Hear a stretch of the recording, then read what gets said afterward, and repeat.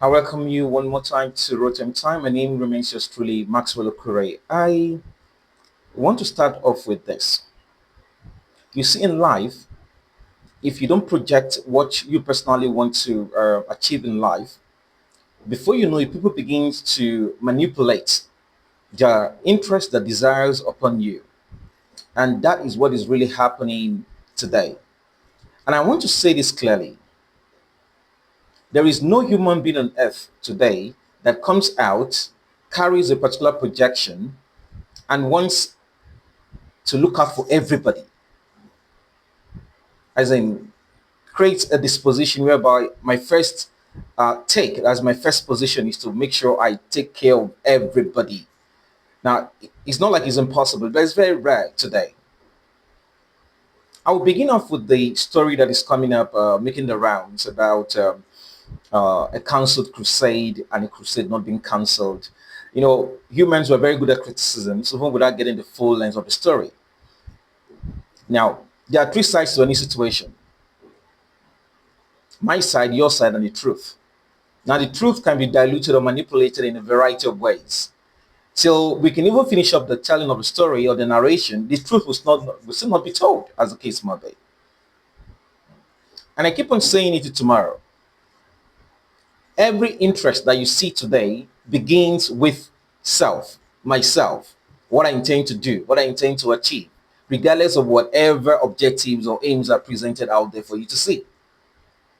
So, if a particular pastor goes to a town that is not his town, is not situated there, and wants to host a crusade, now, I strongly believe the authorities there, there are constituted authorities there that are owning or reigning supreme there. So contacting them to get acknowledgement or probably to get support, but physical, it's nothing wrong with that. Nothing wrong with that. Before that period, W.F. Kumeyi, the founder of Deeper Life, was in New York and he organized the crusade, or probably he's organizing a crusade, did organize a crusade. And the first thing he did was to visit the government house. So in the government house, he met with the governor and other stakeholders and presented a proposal that this is what I wanted to do in your state.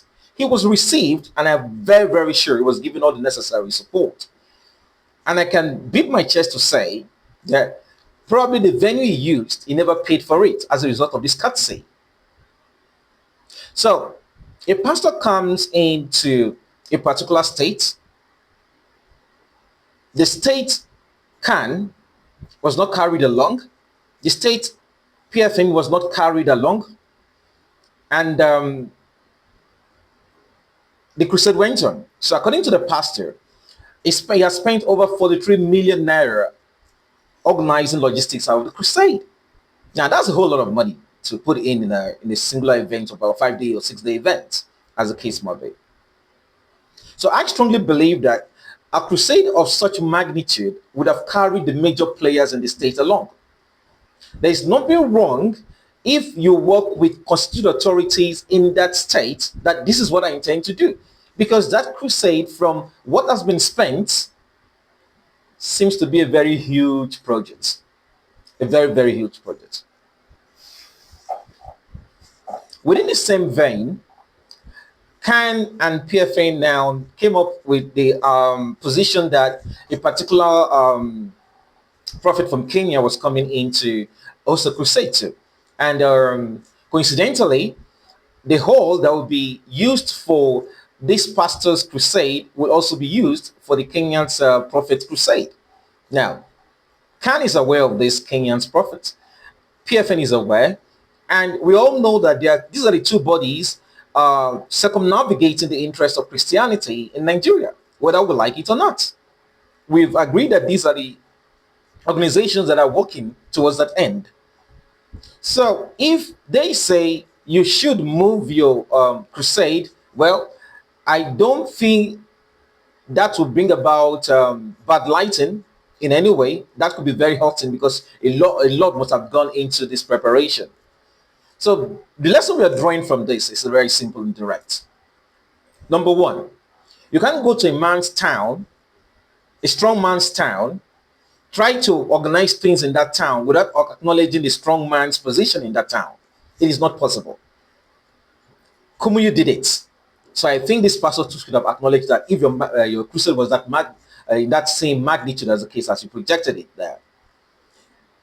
To now narrow it down to ourselves, to our personal self,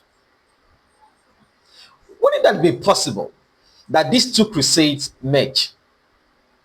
Now, everybody will say, oh, no, that's not possible. It doesn't make any sense. These are two different denominations. I tell you, and I speak of it truly as I speak. If these were a Muslim crusade or a program, I tell you, they would have found a way to just put it around each other.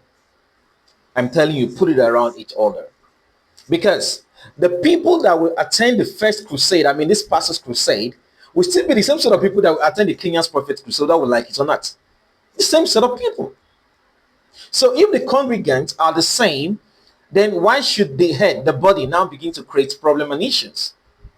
So that narrows down my position I've been hammering or anchoring over time.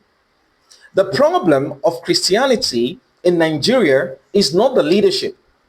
The problem of politics in Nigeria is not the leadership. It is simply the followership.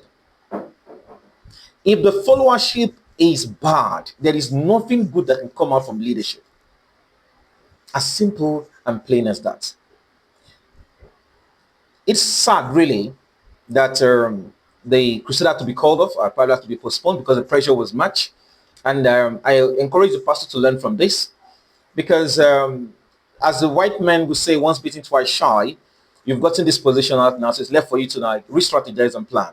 And next time you're hosting a crusade of this magnitude, try working with people that constitute the authority in that town so you can get what I call a very strong backing.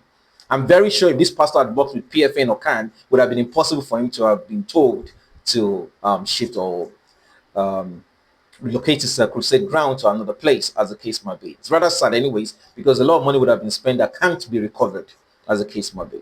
So I want also to learn from this. So even though you're working in a particular organization or you live in a particular street or in a town, in a block, in an estate, there are people that are constituted authorities there. In the spiritual realm, we call them territorial powers, as the case might be. You just have to acknowledge them. Else you begin to fight a battle that is so unnecessary. I rest my case on this. And before I quickly go, I heard something about the tattoo of John 3:16. It is well, though. My only advice is I hope the madam is aware of this. Wish you all success. See you next time. Bye-bye.